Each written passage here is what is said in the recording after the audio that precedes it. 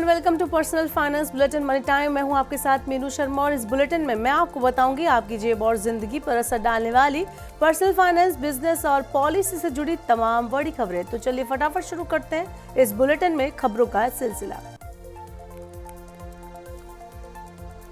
Sovereign gold bond निवेशकों के लिए आज बड़ा दिन साबित हुआ है, क्योंकि आरबीआई ने एसबीजी 2017-18 सीरीज 8 की अंतिम रिडेम्पशन कीमत 12,300 रुपए प्रति यूनिट घोषित कर दी है, जिससे 2017 में किए गए सिर्फ 2,911 रुपए के निवेश की वैल्यू आज 8 साल बाद करीब 4 गुना से भी ज्यादा बढ़ गई है।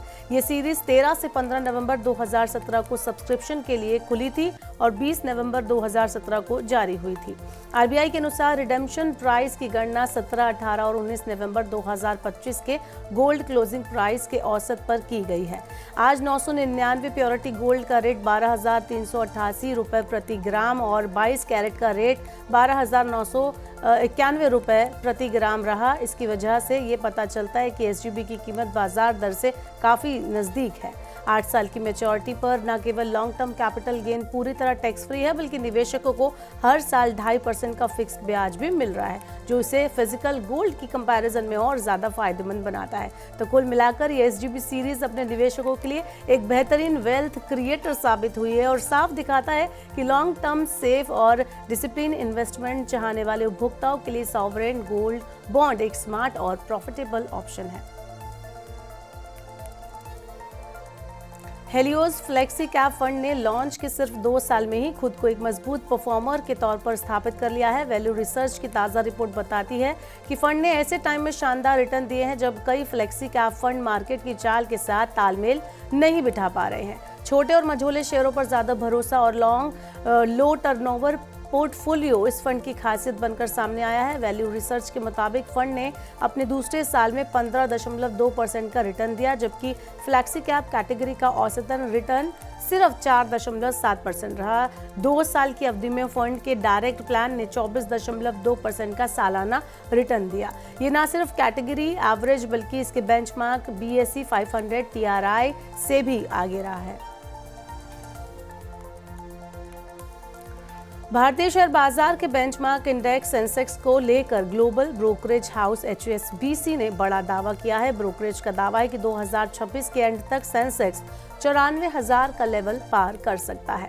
रॉयटर्स के मुताबिक ब्रोकरेज रिपोर्ट में बताया गया कि सेंसेक्स में अगले 1 साल में 10% से ज्यादा का उछाल आ सकता है। इस तरह ये मौजूदा लेवल से बढ़कर 94,000 के लेवल पर पहुंच सकता है। ब्रोकरेज का मानना है कि चीन की कंपैरिजन में भारतीय बाजार बेटर वैल्यू और मजबूत अर्निंग का ट्रेंड दिखा रहा है। इसके साथ ही मजबूत जो उम्मीद है वो भी जताई जा रही है कि ट्रेंड अगले साल जारी रह सकता है।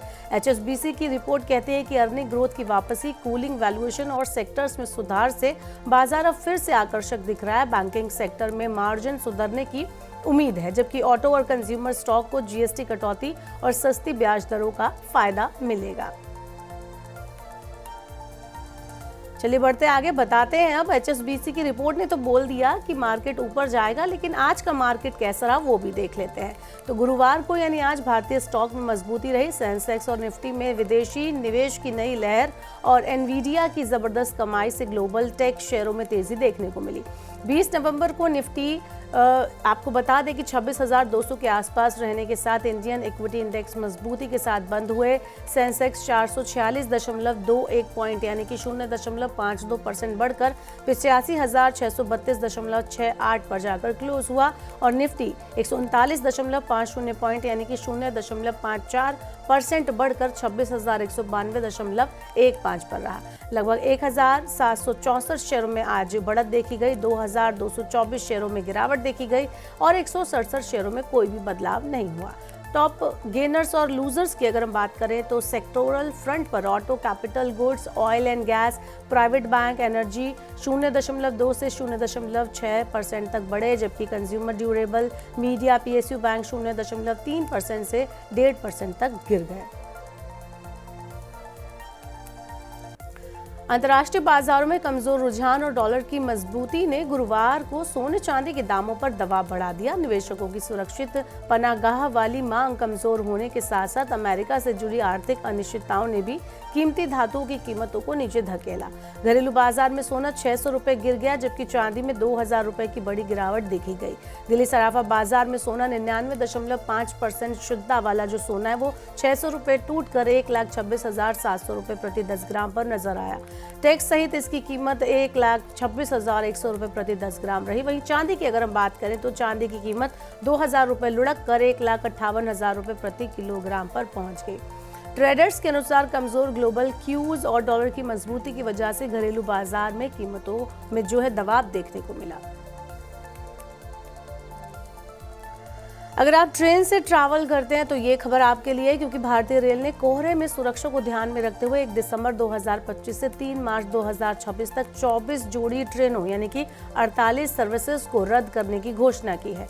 उत्तर भारत में हर साल सर्दियों के दौरान बढ़ने वाला घना कोहरा लंबी दूरी की ट्रेनों पर असर डालता ही है। इसी वजह से ईस्ट सेंट्रल रेलवे ने लॉन्ग टर्म योजना के तहत ये बड़ा कदम उठाया है। इन ट्रेनों के रद्द होने से झारखंड, बिहार, पश्चिम बंगाल, असम, पंजाब, दिल्ली और उत्तर प्रदेश के यात्रियों की यात्रा प्रभावित होगी। रेलवे ने यात्रियों को सलाह दी है कि वो अपनी यात्रा योजना समय रहते हुए चेंज करें या प्लान करें और अवेलेबल वैकल्पिक ट्रेनों की जानकारी के लिए नियमित रूप से अपडेट देखते रहें। वहीं अगर आपको देखना है कि कौन सी ट्रेनें रद्द की गई हैं, क्या कुछ अपडेट है, तो आप IRCTC की ऑफिशियल वेबसाइट पर जाकर पूरी लिस्ट देख सकते हैं। अब तक थर्मल कैमरे सिर्फ बिल्डिंग इंजीनियरिंग, कार मैकेनिक या फिर वाइल्ड लाइफ एक्सपर्ट्स के पास ही आपको देखने को मिलते थे और इन्हें ज़रूरी टूल माना जाता था। लेकिन अब समय बदल गया है। टेक्नोलॉजी के छोटे आकार और सस्ते दामों ने इस कैमरे को आम यूजर्स के लिए भी अवेलेबल बना दिया है। ऐसे में आप भी अपने स्मार्टफोन में एक छोटा सा थर्मल कैमरा लगाकर उसे प्रोफेशनल टूल में बदल सकते हैं। थर्मल कैमरा एक ऐसा कैमरा होता है जो गर्मी को पहचान कर उसकी तस्वीर बनाता है। इसे इंफ्रारेड कैमरा भी कहा जाता है। इंफ्रारेड कैमरा वो होता है क्योंकि ये इंसानों की आंखों से नहीं दिखने वाली चीज़ों को और इंफ्रारेड रेडिएशन को कैप्चर करता है। तो अब आप ऐसे कैमरे को अपने फ़ोन के साथ भी यूज़ कर सकते हैं। अगर आप भी आईफोन लवर हैं तो ये खबर आपके लिए काफ़ी काम की हो सकती है, क्योंकि एप्पल ने भारत में अपने एप्पल केयर प्लस प्रोग्राम का एक्सपेंड आगे बढ़ाया है। कंपनी ने पहली बार भारत में चोरी और लॉस प्रोटेक्शन अवेलेबल करवाया है, जो अब तक केवल चुनिंदा अंतर्राष्ट्रीय मार्केट में भी मिलता था। इसके साथ ही एप्पल ने मंथली सब्सक्रिप्शन का ऑप्शन भी शुरू किया है, जिससे उपयोग जो करने वाले लोग हैं, जो कंज्यूमर्स हैं, उनको पहले से ज़्यादा फ्लेक्सिबल और किफ़ायती योजना मिल सकेगी।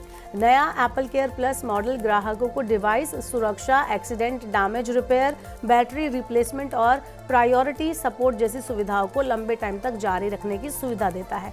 एप्पल ने बताया कि अब Apple care plus with theft and loss विकल्प के साथ भारत में सभी योग्य आईफोन मॉडल्स पर लागू होगा।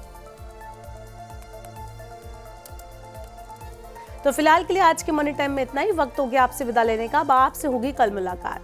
पर्सनल फाइनेंस से जुड़ी खबरों को पढ़ने, सुनने, उनसे जुड़े खास कार्यक्रमों को आप देखना चाहते हैं तो मनी9 के यूट्यूब चैनल को जरूर सब्सक्राइब कर लें। साथ ही आज का हमारा मनी टाइम आपको कैसा लगा, नीचे कमेंट बॉक्स में अपना फीडबैक हमें जरूर दें।